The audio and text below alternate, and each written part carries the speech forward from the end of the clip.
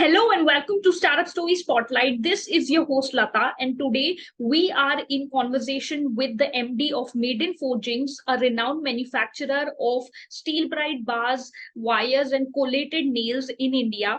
With a legacy of over 35 years, they have won many awards and are now a publicly listed company. Indian customers, MD and our guest today rightly says this decade and the next and the next and the next are of India's. And so we need to make sure nobody gets left behind in this growth story, especially the SMEs and the MSME sector. And so this video is definitely about Maiden Forgings, its accomplishments, its legacy, but it's also about the SME sector of India, their appeal to government. This video is also about the vulnerable side of an entrepreneur. I had a great time filming this interview. Hope you guys too. Hi, Nishant. Thank you so much for joining on this conversation. First of all, congratulations on being listed now. How does it feel? Data, and thank you for providing this opportunity. It feels great. You have taken a different tangent to what you were doing earlier. It was like it's a privately held company and you are working for profits, and you have to just earn money and then invest it to increase it further. That was the mindset and mental status of the entire top management, even middle level management. But now it has shifted entirely differently. Like we have goals we plan for 1 year, 2 year, 3 year, and 5 year down the line, and then we set the goals and then set the strategies to achieve those goals, which is the right way. But once you go public, you meet a lot of people who have gone through that path, and there are marquee investors, big investors who have seen multiple companies from different areas of operations. So you get to learn a lot from them, and once you click the right thing that this is the way of working, so you start working on that, and definitely that journey becomes more exciting, interesting.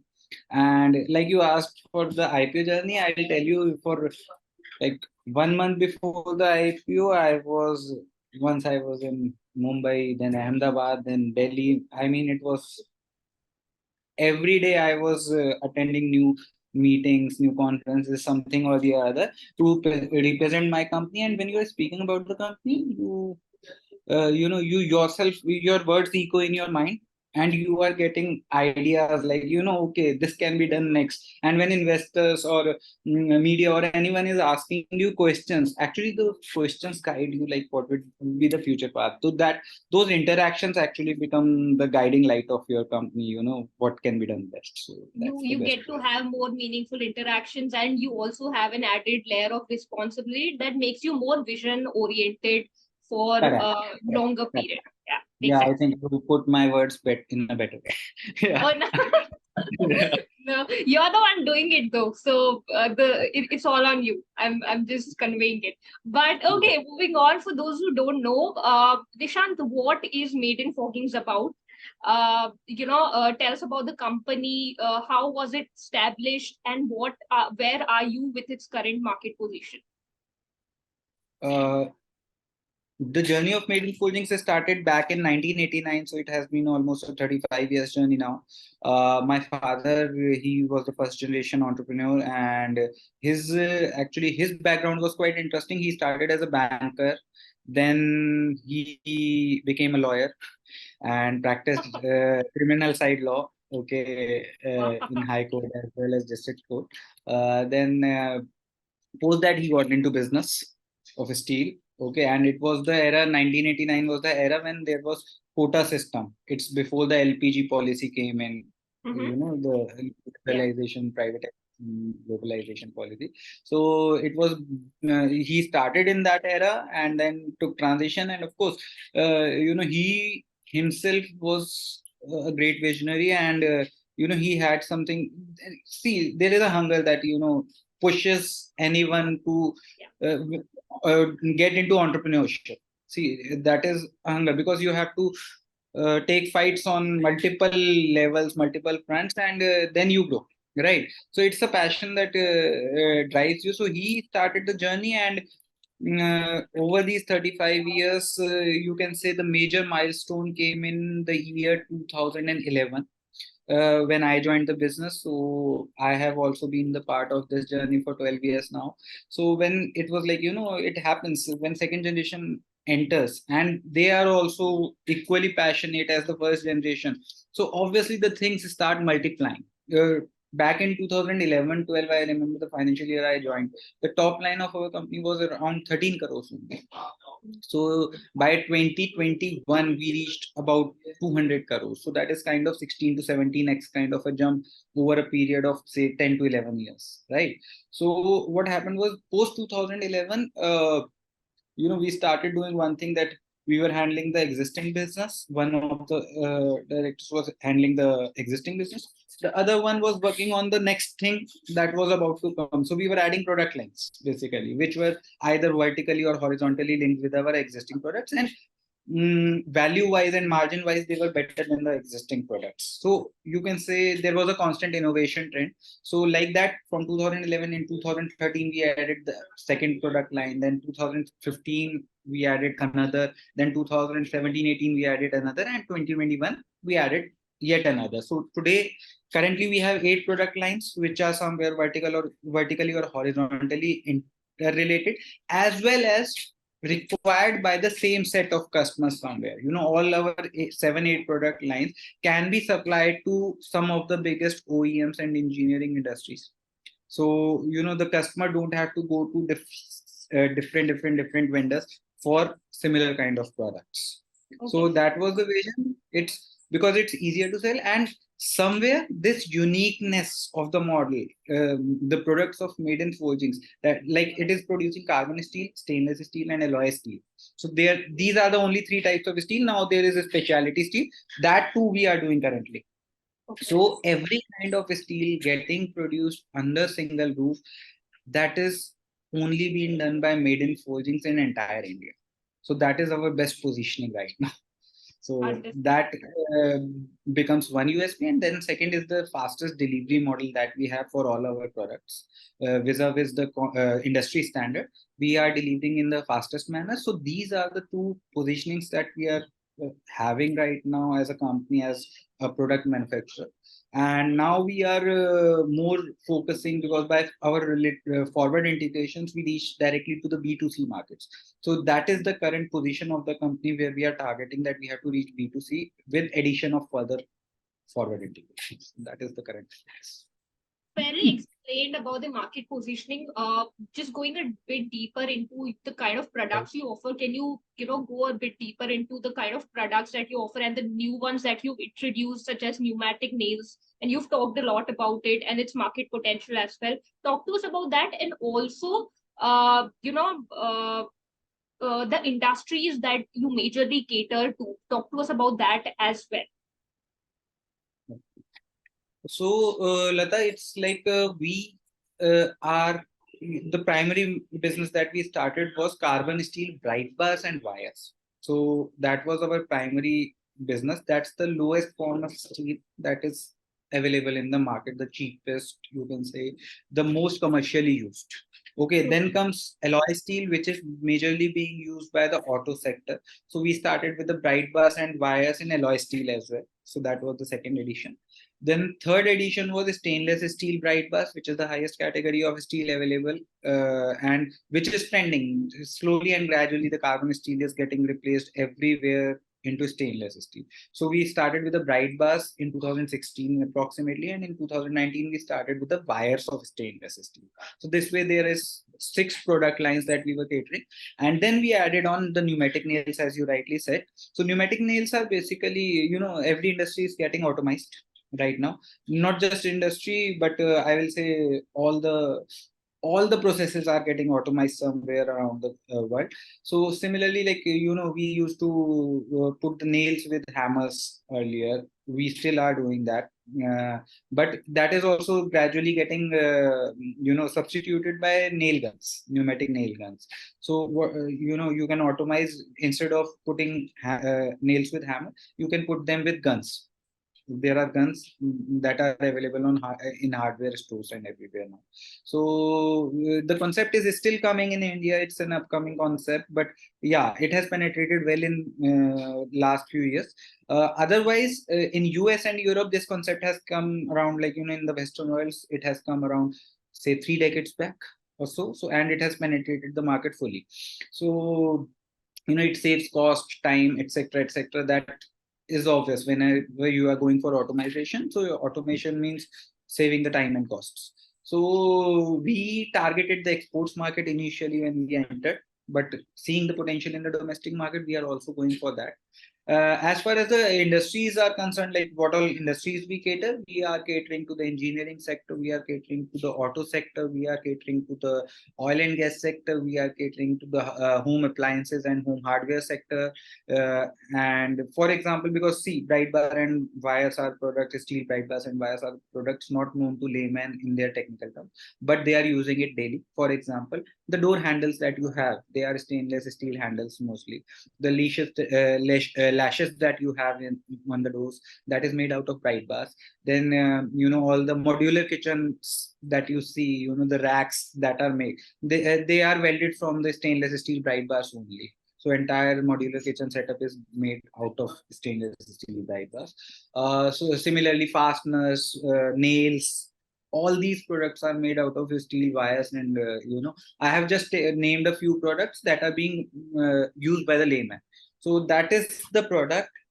These are the products, and the market segments, as I told you, we are catering to them. Now we are going to be, we are making our own distribution channel, since the pneumatic nails are the product for B2C markets. They are being used by carpenters, the packaging industry. So these are few industries that we are adding, and that is we are doing through distribution channels, because we are reaching B2C. And that that is one challenge as well as an opportunity. In terms, it gives us branding avenues. Once we reach the B2C market, the reach is wider, and it's a product for masses. So yeah, that's how we are. Right. So you're covering the domestic market, but also talking about the export market. Essentially, when you came in and you've talked about it a lot, you wanted to also get into export because you wanted to expand, right? So you're aggressively also concentrating on the export market. What all are these markets that you're concentrating on? And what is your marketing and branding strategy that you're using there? Also, a follow-up question to that, if you can help us understand if there are any variables globally that you're looking at that might work in your favor, the strategy is simple. It has 3 pillars to it. That we are following right now. And first and foremost, like I said, that we are going to B2C markets and a product which is for masses. So that gives us the opportunity to, expand our branding exercise, to make the brand visibility more prominent. And that we are doing mostly leveraging the digital platforms, because the kind of reach that digital media has, and at a very lower cost, that can't be done through physical channels. We are taking physical channels as well, but the primary focus is through digital channels. Right. So we are, increasing the brand visibility so that the customers can recognize with the brand. Of course, maintaining the quality at the same time, because in the long term, that will be the factor that will, build the brand in reality. So first and foremost is that strategy. Then second is creating a global distribution channel. That can be, in the form of agents in certain countries. In certain countries, we are taking, we are considering making strategic alliance with the localites over there, local businesses over there.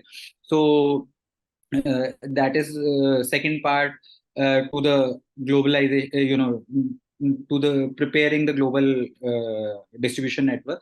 And the third one is, like, since we already got listed, so there is a recognition in the mind of people. The credibility of the company has gone up, not just in India but globally as well. So we are targeting a few companies which were out of our reach previously. For example, in the month of August August end, in fact, we got approved by a global Fortune 500 company as their supplier. So that is one major step, because they are buying in huge quantities and volumes, which is the entire full. We can't do their entire fulfillment. That's how huge the quantity is. So we are connecting with such global organizations, which will give us benefit in the long run. So this is all part of the global strategy, and that is one thing. And the second part of your question, that was like this how what are the factors right now, Yeah. variables working in our favor. See, this it's not like China is taking any step back or anything, but the sentiment globally that I found in last 2-3 years of my visits across the globe, what I found was that there is an anti-China sentiment, whether it's directly from the government of that country which is making policy. Like for example, the pneumatic nails. I think right now the pneumatic nails, which was getting imported to USA from either China or India, these were the two hubs. Uh, they imposed 200% anti-dumping duty on the products from China, and from India it was just 23%. So India is most lucrative, and the third partner to US in this particular product was Gulf, Middle East. So even on East they impose like 60-70% kind of duty roughly. So India has become most lucrative. This is just sample of one of the product. Then coming to stainless steel bright bars as our product, Germany and Europe is the main hub for those products, and Germany has 0% import duty from India on that product. So, these are the major factors that are acting. On top of that, the global companies, the bigger companies somewhere, since they know that, government is also making such policy, the companies are also on a lookout. Plus, the last 5 years working of Indian government on the global level, on the global stage. We hosted the G20 summit, and then we are acting as leaders right now, if we talk about India on a global platform. So that image is automatically, there is a trickle down impact on the image as a country. So that is also, even in fact, when I go for meetings, earlier it was like, okay, the person might complain about late deliveries from India, and might be they complain about the quality of the products. Okay, but now the global perception has changed. They don't talk about such things anymore. In a very light manner, maybe they do. And another thing, what I have realized is that there is a difference of approach even in the Indian entrepreneurs. Earlier, it was like, okay, take the export order, then we'll deliver as we work, and but now there is much more professionalism than earlier times. And there is a commitment to deliver what the perception of global people is. So we are delivering to the what we are committing. So the perception is changing at a very fast pace, which is not usually the case, but it's changing. These are few factors that I believe are very positive right now, and can be somewhere, I will use the term, taken advantage of in current times, and we should take advantage of them, and then only the 5 trillion economy dream can come. Yeah. That actually brings me to a very important question, and I'm asking this as a Gen Z myself. So I'm 99 born. I'm called the so-called Gen Z in today's terms. Not so important, but I'm just asking you as a Gen Z, to this very young entrepreneur. The degrees, the formal education, you have a degree in marketing, right? You've done your MBA in marketing.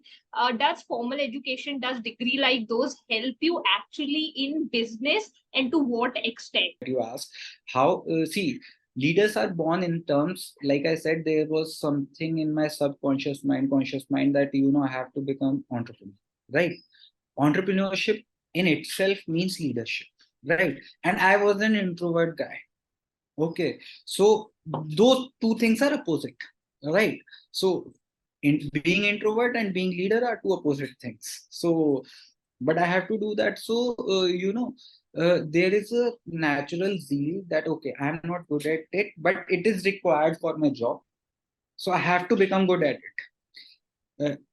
Entrepreneurship is my passion. So obviously I like it. So there are many parts of it that I enjoy, I like. Okay. And there are certain parts like for an introvert guy going out and meeting people and talking to them, making talks with them, that is something that back then I wouldn't have liked, obviously. So, but that's part of the job, and today I enjoy it the most, actually. So I enjoy it the most. So what happens is, like I said, so the leaders, they have it in them that, okay, I have to learn because I am born for this and I have to do this. So they learn on the job gradually. So the leaders have it in them that I have to learn. So that way they are born. So I have to learn what for the goal that I am prepared for. So they have it in mind that, so that ways, the natural instincts that they are given. So those are the instincts of leader. And then they learn from various things, practical experiences, maybe from MBA or PhD or whatever course they have done.